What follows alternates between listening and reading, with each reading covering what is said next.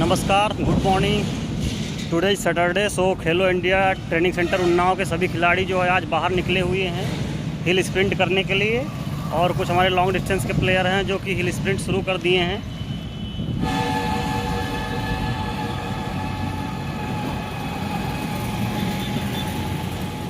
ये हमारी team sprinters और जंपर्स की है जो कि 10 मिनट इन्होंने वार्म अप कर लिया है और ये ग्राउंड से होते हुए जो है रोड की तरफ आए हैं और यहाँ पे स्ट्रेचिंग इन्होंने लगभग समाप्त कर दिया और स्ट्रेचिंग के बाद इनकी हिल स्प्रिंट जो है शुरू हो जाएगी। चलिए आगे बढ़ते हैं वर्कआउट की ओर। और हमारे स्प्रिंटर्स की जो ये टीम है स्ट्रेचिंग समाप्त हो चुकी है और हम लोग निकल लिए हैं हिल स्प्रिंट की ओर। सबसे पहले ये सभी लगाएंगे 2 नॉर्मल स्ट्राइड। हिल स्प्रिंट लगाने से पहले 2 नॉर्मल स्ट्राइड लगाएंगे, उसके बाद हिल स्प्रिंट जो है स्टार्ट करेंगे।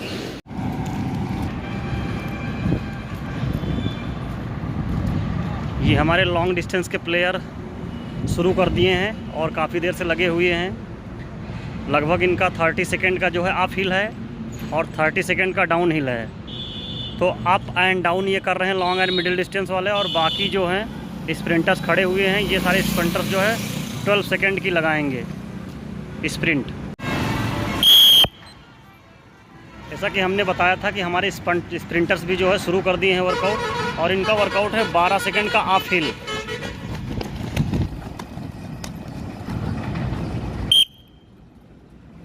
पहले 2 नॉर्मल स्ट्राइड, उसके बाद थोड़ा एक पेस सेट करेंगे, 10 अप हिल करेंगे एक मीडियम पेस पे।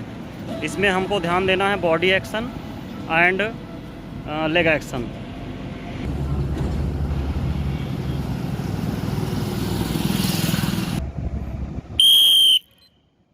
आज का हमारा जो हिल स्प्रिंट है उसमें हम पूरा का पूरा वर्क करेंगे leg action and hand action.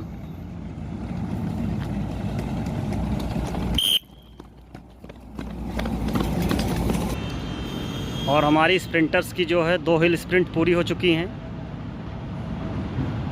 STRIDE type. अब बाकी थोड़ा एक जो है थोड़ा हम एफर्ट पे काम करेंगे। एफर्ट पे काम करते हुए हमको एक चीज़ और ध्यान देना है कि हमारा leg action and hand action, ये दोनों चीज़ें अच्छे से मेंटेन रखना है और उनमें सुधार लाना है।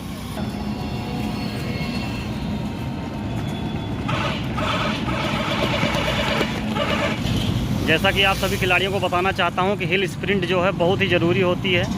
कम से कम हिल स्प्रिंट आपके यहाँ अवेलेबल अगर है, हिल स्प्रिंट या हिल अवेलेबल है, तो आप कम से कम एक दिन ज़रूर हिल स्प्रिंट करें। थाई पावर के लिए, बैक मसल और फ्रंट थाई, इन सब के इम्प्रूवमेंट के लिए, डेवलपमेंट के लिए बहुत ज़रूरी होता है। और ये हमारे स्प्रिंटर तैयार।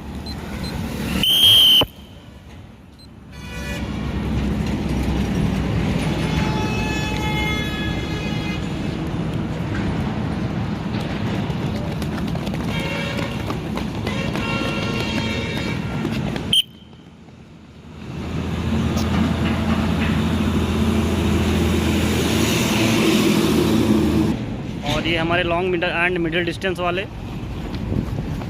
ये बेचारे बड़ी मेहनत कर रहे हैं सुबह से, और इनको थोड़ा थाई पेन है, इस वजह से हम स्लो लगवा रहे हैं। स्प्रिंटर्स हैं।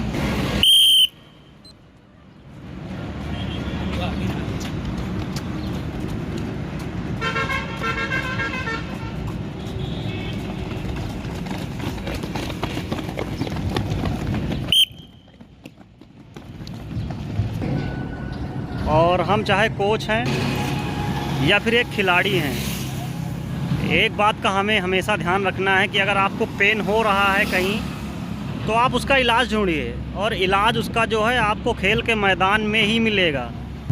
ये हमारे long distance and middle distance. और यदि आपको बहुत ज़्यादा मेजर पेन है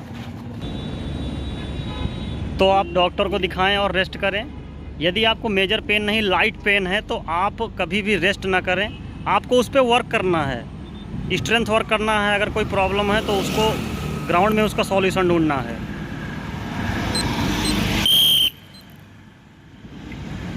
ना कि रेस्ट करके किसी चीज़ का कोई सॉल्यूशन निकलता है।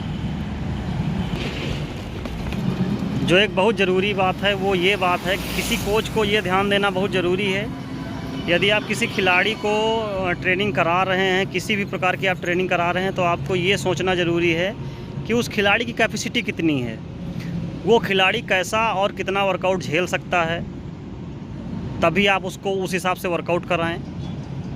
यदि आप बहुत ज़्यादा उसकी कैपेसिटी से ज़्यादा उसको लोड वर्कआउट करा रहे हैं, तो इसका मतलब कहीं ना कहीं आप उसको किल कर रहे हैं। तो इस चीज़ का विशेष ध्यान रखना है। और ये दोनों लड़कियां, इनको थाई पेन था तो हम इनको हिल स्प्रिंट नहीं लगवा सकते थे, तो हमने इनको स्लो जॉगिंग जो है हिल अप कर दिया है, ताकि इनका थोड़ा सा स्ट्रेंथ वर्कआउट भी होता रहे और पेन भी ना बढ़े। तो यही सारी चीज़ें जो हमको ध्यान रखना है ट्रेनिंग करते समय और कराते समय।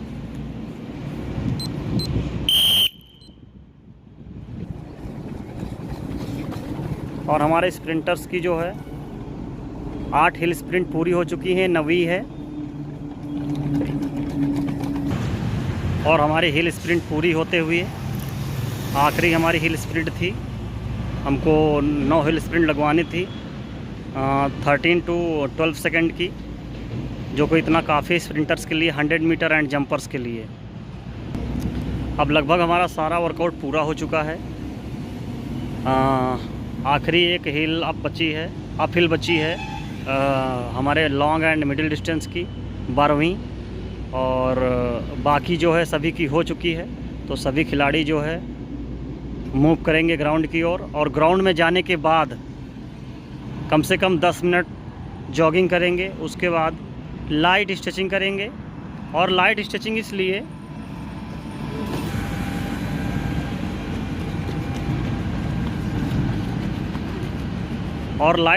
इसलिए करेंगे क्योंकि कभी भी स्ट्रेंथ ट्रेनिंग के बाद बहुत हैवी स्ट्रेचिंग नहीं करते हैं, क्योंकि हमारी मसल्स जो हैं वो स्टिफ हो चुकी होती हैं, और उनमें इम्प्रूवमेंट के लिए हमको थोड़ा समय देना पड़ेगा, कम से कम 4-6 घंटे का समय देना पड़ेगा एक स्ट्रेंथ वर्कआउट करने के बाद, ताकि उसमें स्ट्रेंथ डेवलप हो सके।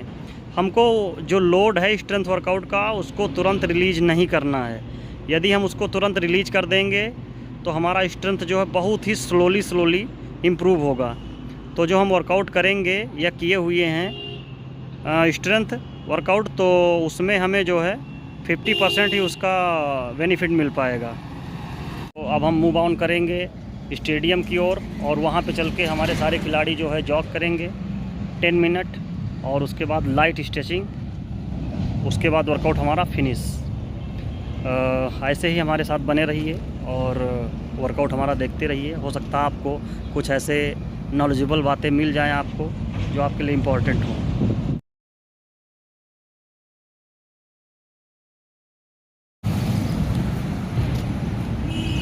चलो चलो,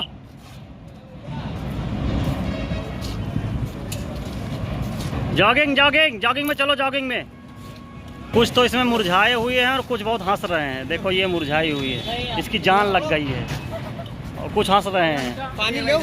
जो ईमानदारी से नहीं किए वो हंस रहे हैं, और बाकी सब जो है परेशान हैं, टाइट हो गए हैं बेचारे। चलो ये जॉगिंग।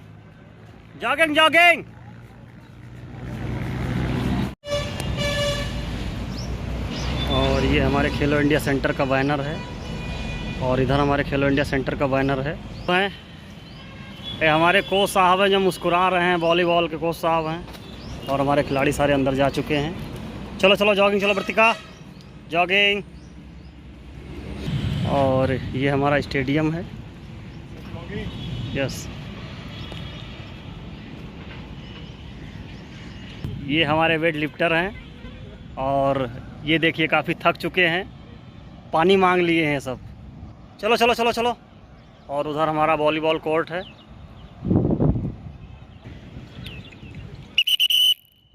पानी पियो, पानी पीने के बाद जॉगिंग।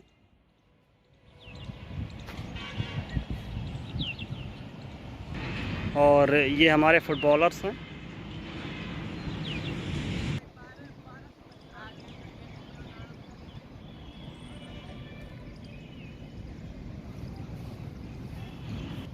और हिल स्प्रिंट के बाद हमारे सारे खिलाड़ी जो है जॉगिंग करते हुए, जॉगिंग करना बहुत ही ज़रूरी होता है हिल स्प्रिंट के बाद, कम से कम 10 मिनट, ताकि आपकी बॉडी जो है बहुत ज़्यादा टाइट ना रहे, शाम के वर्कआउट के लिए बॉडी प्रिपेयर हो जाए।